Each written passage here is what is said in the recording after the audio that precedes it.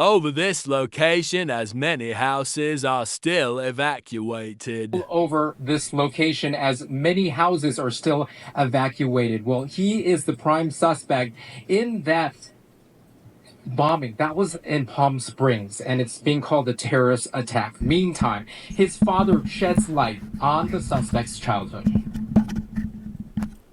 25-year-old Guy Edward Barkis of 29 Palms, named as the suspect in Saturday's bombing of the American Reproductive Center's clinic in Palm Springs.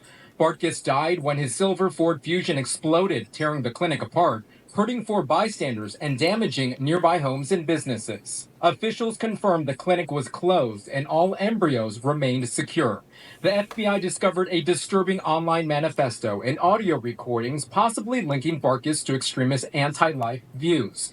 In the recording, a man says, "I'm angry that I exist," and targeted the fertility clinic due to opposing in vitro fertilization, going on to say the end goal was, quote, to sterilize this planet of the disease of life. The suspect's father, Richard, who lives in Yucca Valley, says he hadn't seen or talked to his son for more than a decade.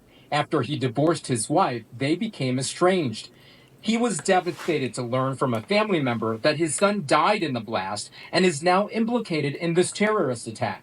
Richard described him as a good, smart child who was a follower, easily influenced by others, with a childhood history of setting fires. At 9 years old, he had burned down their family home playing with matches, but he'd never imagined this type of behavior. What my wife, what my daughter knows, I really don't know.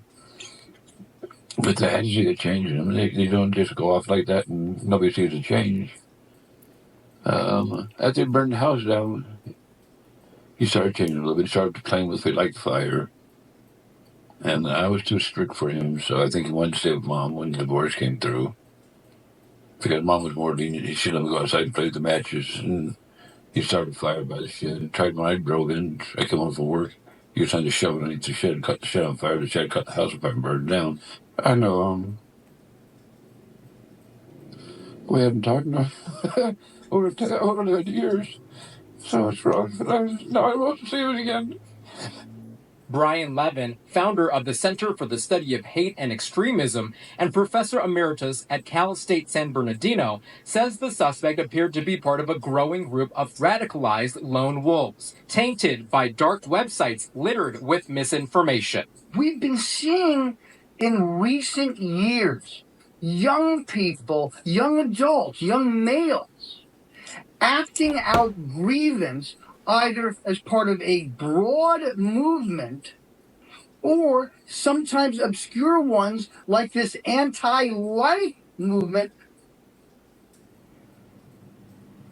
Well, this evening, the FBI is looking through that suspect's house. It's not clear if they have found explosives or other types of evidence, but of course, we will find out as that comes along. As for all of these barricades, the media, as well as a lot of the residents, are not able to go anywhere near that house for safety, and the barricades are up for several blocks. Reporting live here in 29 Palms, Gene Kang, KTLA 5 News. Gene, thank you.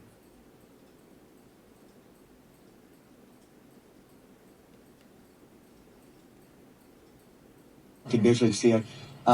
Chief Mills wouldn't let me return back to. So that was one witness testimony, and it looks like very possibly we may be getting authorities stepping up to the mic to give us an update on this explosion in Palm Springs. This was and just outside of a fertility clinic in the city, which is about a 2-hour drive east of Los Angeles. This is the first time we've heard from authorities on camera. Let's listen in. I'm Lieutenant Mike Villegas. I'm the Public Information Officer for the Palm Springs Police Department. We will have 4 speakers today from the FBI, from the Palm Springs Police Department,